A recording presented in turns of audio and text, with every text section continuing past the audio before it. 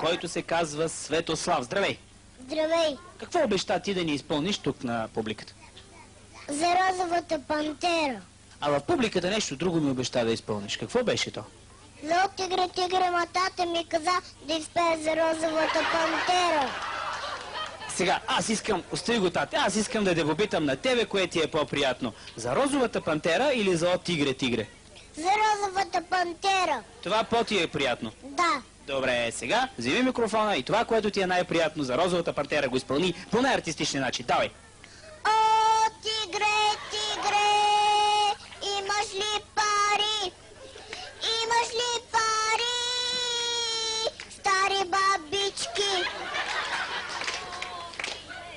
О, тигре, тигре, имаш ли пари?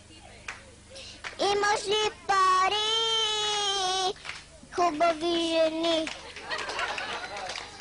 Това ли е за розовата пантера? Добре. Светославе, тази песен ти откъде си е чувал? От тигрите. Да. Тигрите ли я пеят тая песен? Не. А ти искаш ли като станеш голям да станеш тигър? Не. Добре. А какъв ще станеш като станеш голям? Дилър. Дилър! Чакай сега, това е много странна професия. За първи път чувам дете да иска да стане дилър. И какво означава да си дилър? Кой дилър познаваш? Кой е дилър? Станчо е там. Станчо е дилър. И ти искаш да станеш дилър като Станчо. Да. И какво прави Станчо като е дилър? Обича шума на парите. А какъв е шума на парите? Ти чува ли си как шумят парите? Не.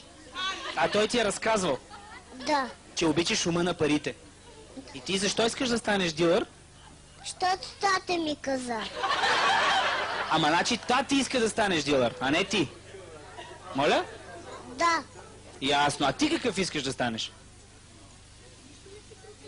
Не искам да се стана Батман, но тата иска да стане дилър.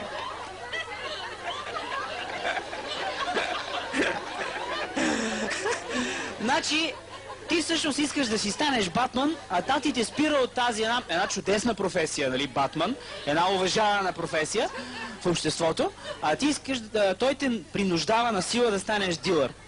Да. А ти последно какъв ще станеш? Дилър. Но все пак тайничко си мечтаеш да станеш Батман. Да, ма. Искам да си стана по-добре дилър. Добре, и какво те привлича в дилърската професия? Да се занимавам с парите. Добре, а ти пари виждал ли си? Да. Доколко можеш да броиш? До 8. До 8. До 8 зависи. Ако са 8 милиона е една добра цифра. Добре, Светославе, ще те помоля да се покориш на публиката, вие аплодирайте изпълнението на Светослав.